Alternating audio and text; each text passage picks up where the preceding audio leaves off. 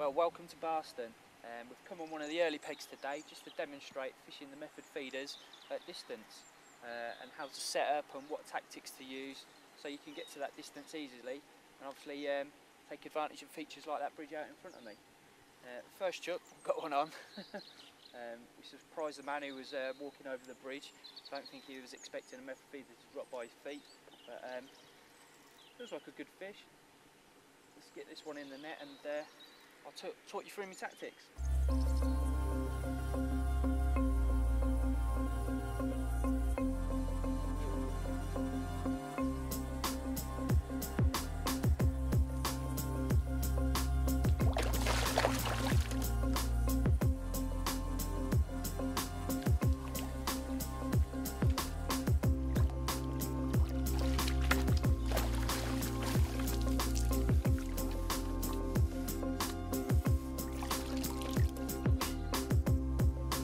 First one of the day, beautiful Barston mirror.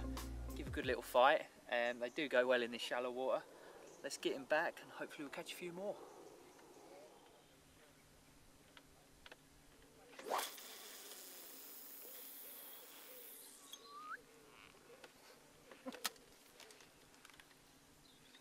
A really important part of my feeder fishing is what we call distance sticks. I use these all the time now. Over the last few years they've made a massive difference. Rather than counting the turns on your reel, I've got two sticks spread 2 metres apart so I can measure my accurate distance. I'll show you how to do that shortly. So what I do first is I cast out to where I want to fish in my swim, and today's swim we've got a bridge about, well, we think it's roughly about 80 yards away. So what I've done is clipped up against the bridge, and now I've come back, rather than counting the turns back, I'm going to measure them on my sticks. The advantage of this is you know exactly where you're fishing, and also if you've got another rod and a reel and you want to clip up at the same distance, rather than casting and keep taking away and adding turns, you can simply do it on your sticks, clip up, you haven't got to keep casting in the lake, and you're away. So let me show you how to do it. Got a simple loop in the end of my line where I'm going to attach my method shortly.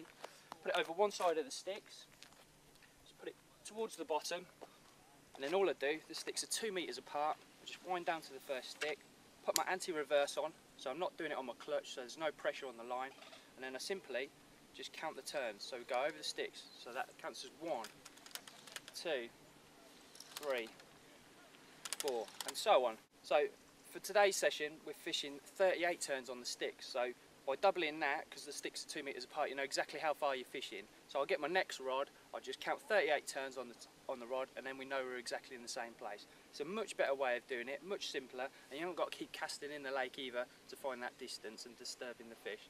So a nice simple thing, really easy to do, bit of string, 2 bank sticks, you're away.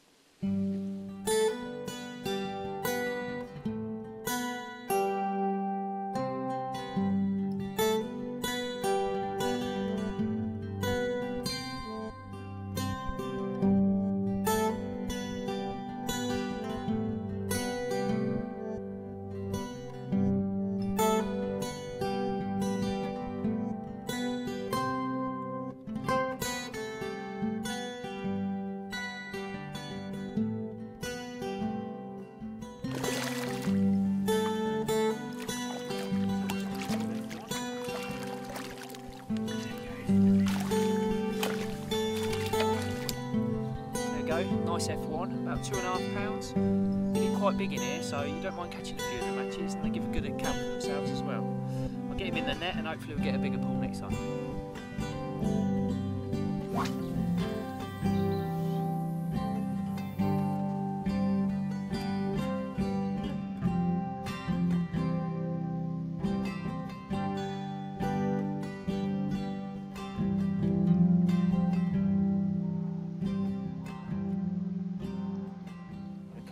Fast now. Just had another bite. We're having to wait a little while for the bites, but every time it goes round it's a proper fish. So we've got another lovely Barston mirror carp there. 6mm pellets the trick at the moment, and you're having to get it right under that bridge to get a bite, but it's good fun.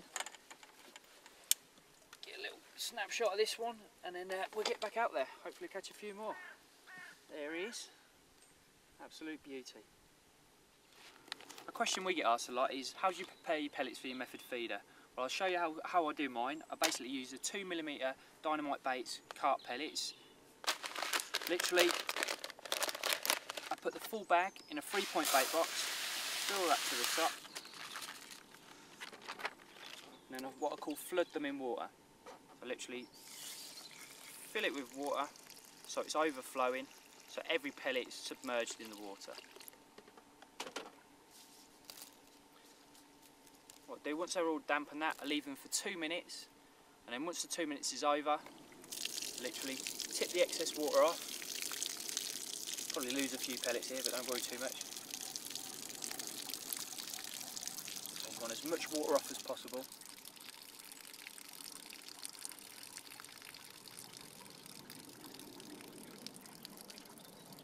Last little bit.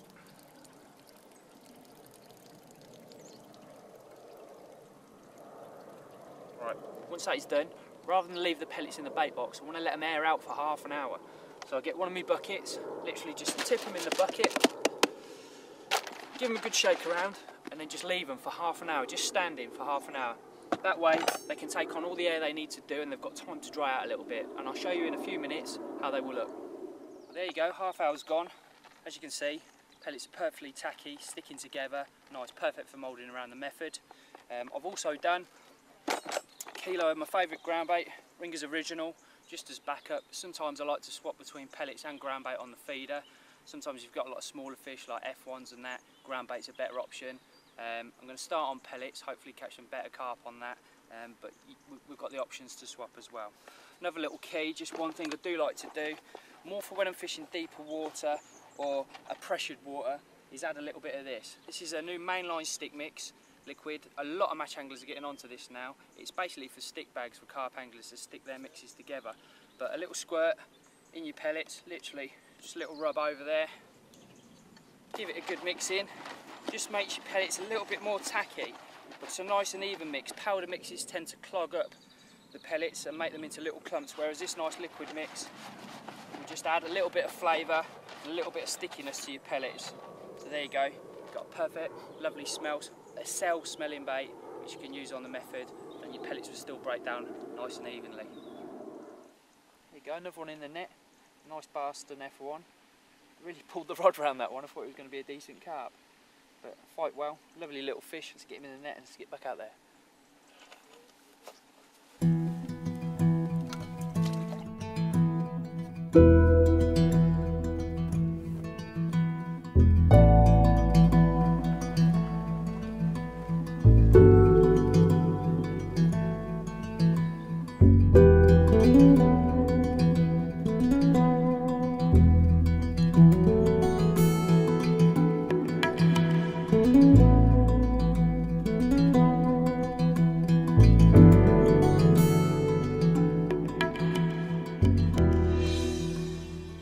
Things I use when fishing method at distance. One, a 12 or 13 foot feeder rod, preferably a distance rod because they'll have slightly bigger rings, just help with your casting. Reel, and 4000 series reel or even bigger, mini big pits, something like that. Nice strong line you need, nothing over the top. I'm using 6 pound drag line there, which is a nice non-quibbles, doesn't make any mistakes lines, nothing special about it, but it don't let you down and it's nice and slim. Right, down to the end tackle. Obviously I mentioned before that you need the long stem feeders. It just really helps with accuracy, and I think it helps a small amount with distance as well. I've got the heavier method that we do in the range there. That's a 36 gram small, and again, you know, the more weight you've got, the more you can propel that feeder out there. Now loading the feeder, very simple. When fishing distance, I like to put a fair bit of bait on and pack it on tight. So first of all, I fill the mould to the top, drop the feeder in, give it a real good press. Put a nice tough bed of bait on the feeder there.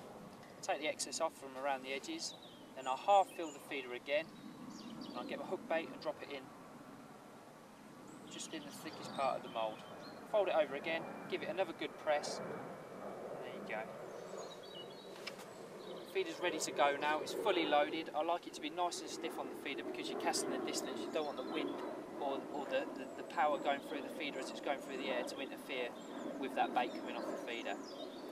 Right, another key thing is I always like to leave a longer drop when I'm fishing at distance. So rather than where you'd probably have normally a 2 or 3 foot drop, I like to have like a 5 or 6 foot drop. It just gives you a lot more pulling power, pushing power even, when you're casting the feeder out there. And then another key thing is once you're about to punch it out, is to bring your bottom arm in. The arm that's on the bottom of the rod, you need to pull that into your body as well as push the other arm out. That will just give you the most power you can get through the rod. Right, here we go. Arms extended as much as you can. Nice big drop. Really propel it. Gone straight through the rings there. Hit the clip. Lovely jubbly. Just amend the line slightly. It's a bit windy today, so try and pull the line round. Try not to move your feeder, so we're just sinking the rod under, just pulling that excess line round. And all I do is just pull the line with my hand rather than reel with a reel, just to feel the line tension in that. You don't want to move that feeder.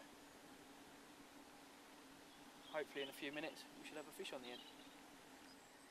Well, it's been a great day at Barston. I'm going to call this the final fish if we get it out.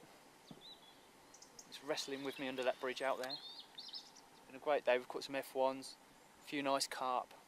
Just had to persevere a little bit. It slowed down when the sun's come out this afternoon. But we've managed to put a few fish together. We've had some lovely F1s, carp up to about 6 or 8 pound. It's been a good day really, but like just consistently casting in the same area, hitting the cliff each time, making sure your bait's in the same place, alternating hook baits between 6mm pellet and a little boilie. We've put a few fish together. It's been really good fun. See if we can get this one to the net, and I'll show you what I've got.